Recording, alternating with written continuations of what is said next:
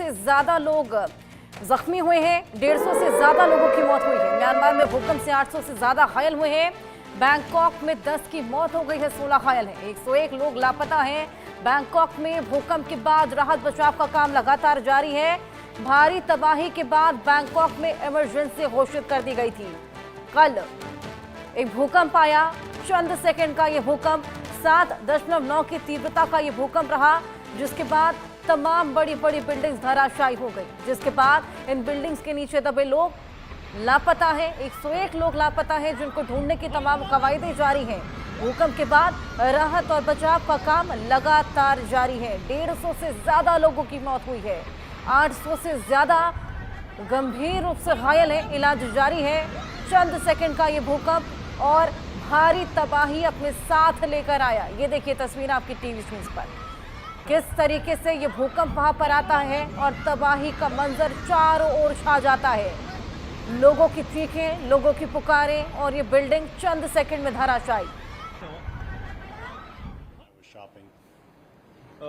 Do you see this is the building that collapsed after the earthquake? Do you know about this place, or you are aware about the happenings? This is called Chatuchak Market, or commonly known as JJ Market. I come shopping here a lot, almost every year, and it's a huge market. There's probably 7,000 shops right across the street from the building, which is right there, and that's where everybody goes shopping. And it's only open on weekends, Saturday, Sunday. So luckily, this happened Friday, yesterday. And Chatuchak was closed because it's only open 2 days. I was supposed to be. Had it happened today, there would have been a lot more people around this building. But luckily, if you can say luck, happened yesterday. Was it under construction building? I'm not too sure what building that was. It was under construction, and it was, I guess, 30 stories high. And we saw the pictures of the collapse, so I'm sure there's a lot of people under this rubble. Did you receive a call from your family members? Yes, absolutely. All my friends wrote and were wondering where I was, because they know I come shopping, and I sent them, pictures of me alive, which was cool. Will you stay here, or will you? I'm going back to Canada in 3 days. Yes. Thank you. All right. Thank you. तो आपने सुना किस तरीके से लोग after shocks की बात करते हुए, जो पैनिक वहां पर क्रिएट हुआ उसकी बात करते हुए घबराए हुए, सहमे हुए। ऐसे में आपको बताएं, टूरिज्म के लिहाज से ये बेहद ज़्यादा इंपॉर्टेंट प्लेसेस हो जाती हैं, और ऐसे में टूरिज्म भी खासा इम्पैक्ट यहाँ पर हुआ है। तमाम बिल्डिंग्स यहाँ पर गिरी हैं, मकान ध्वस्त हो गए हैं, लोगों की आशियाने बिखर गए हैं, 16 घायल हैं और 10 की मौत बैंकॉक में हुई है। आइए इसी पर आपको दिखाएं एक रिपोर्ट। बैंकॉक में अभी भी लोग दहशत में है। भूकंप ने भारी तबाही मचाई है, सैकड़ों लोग अभी भी लापता है, कई इमारतें भी गिरी गई है। सीधा बैंकॉक से इंडिया न्यूज से मेरे को ब्रायन एंथनी थॉमस, मैं आपको दिखाऊंगा खौफ, दहशत और बर्बादी का ये ग्राउंड रिपोर्ट।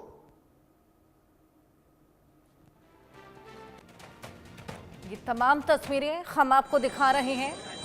चंद सेकंड का ये भूकंप रहा और उसके बाद जो तबाही वहां पर मची, वो लोग भुलाए नहीं भूल पा सकते। ये देखिए, ये बिल्डिंग किस तरीके से वहां पर चंद सेकंड में पूरी तरीके से ध्वस्त हो चली।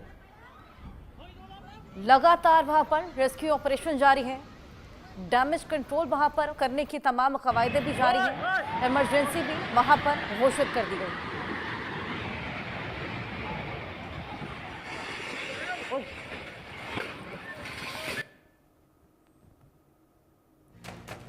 वहीं भूकंप प्रभावित म्यांमार को भारत मदद के हाथ आगे बढ़ाया है। राहत सामग्री लेकर म्यांमार पहुंचा आईएएफ विमान। आईएएफ का विमान राहत सामग्री लेकर यांगून पहुंचा। 15 टन से अधिक राहत सामग्री म्यांमार लेकर ये विमान पहुंचा है। आईएएफ का विमान तमाम राहत सामग्री, 15 टन से अधिक की राहत सामग्री है जो कि म्यांमार लेकर पहुंचा है।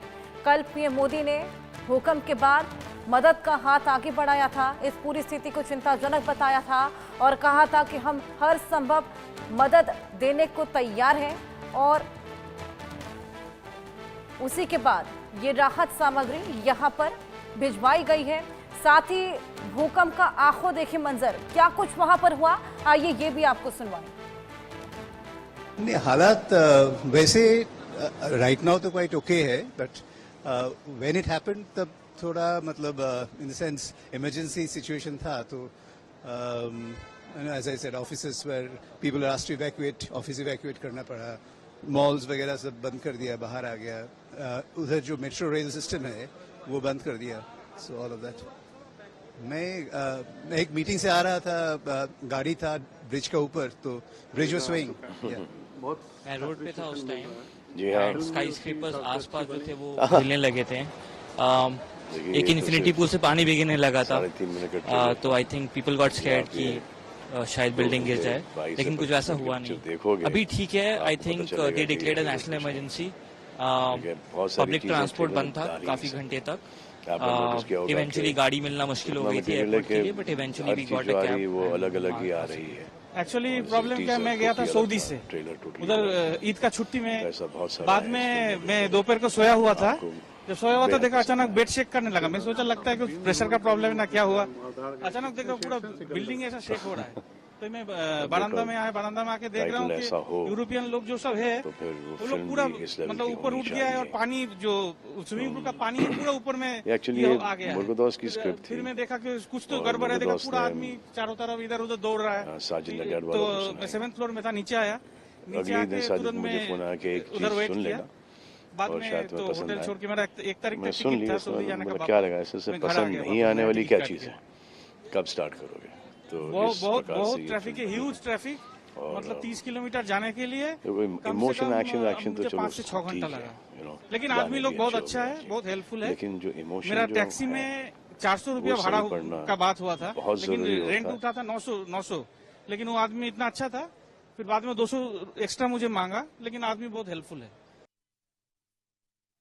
वहीं विदेश मंत्री एस जयशंकर का एक्स पर पोस्ट आया है, म्यांमार को तत्काल मदद भेजी गई, ये बोलते हुए वो नजर आए हैं। भारत से रेस्क्यू और मेडिकल टीम भी म्यांमार पहुंची है, म्यांमार को आगे और सहायता भेजी जाएगी।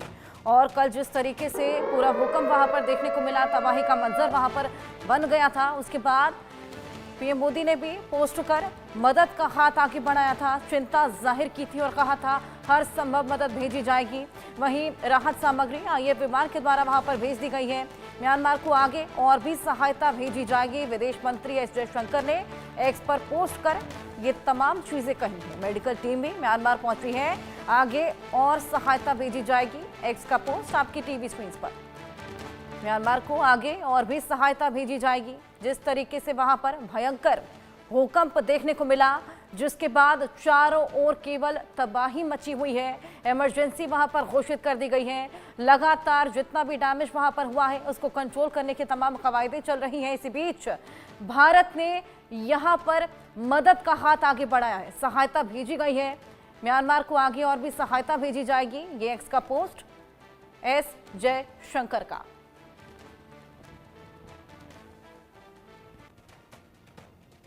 और इसी भूकंप के बीच कैसे भूकंप आता है, आइए ये भी आपको बताएं। रिवर्स फॉल्ट, जमीन का एक हिस्सा ऊपर की तरफ उठता है, जिसके बाद नॉर्मल फॉल्ट आपको पता है क्या होता है, जमीन का एक हिस्सा नीचे की तरफ जाता है।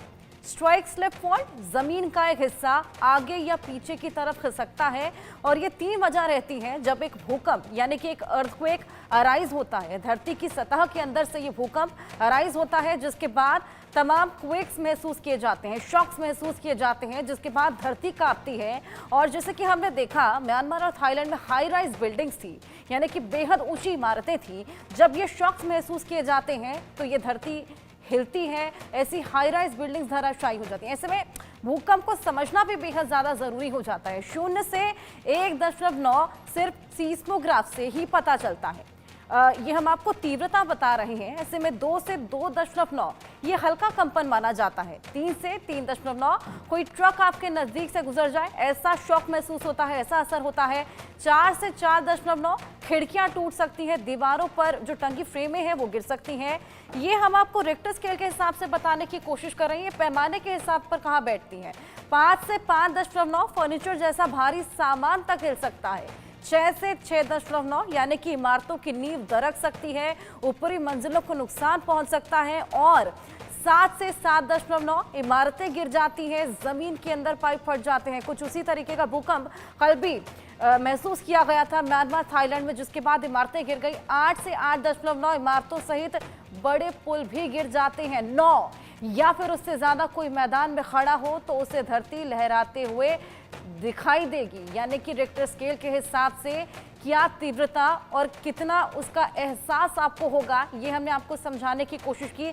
ग्राउंड जीरो पर क्या हालात थे, आइए वो भी आपको समझाने की कोशिश करते हैं हमारी रिपोर्ट के साथ। अभी हम बैंकॉक में है और बैंकॉक के 33 फ्लोर ऑडिट बिल्डिंग के बाहर हम खड़े हैं।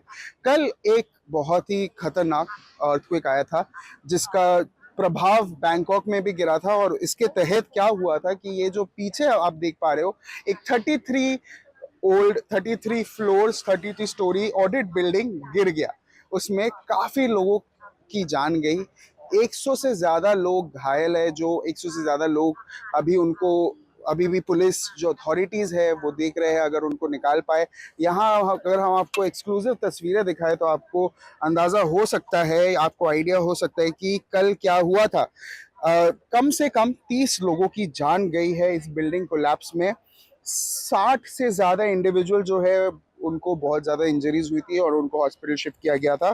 फिर उनके बाद 100 से ज़्यादा लोग को अभी भी वो डेब्री में, ऐसा माना जा रहा है कि डेब्री में या रबल में अंदर फंसे हुए हैं। तो पुलिस, जेसीबी, सारे लोग जो अथॉरिटीज़ है सब एफर्ट्स ले रहे हैं कि ये जो अगर लोग जो फंसे हुए हैं शायद अंदर उनको निकाला जाए।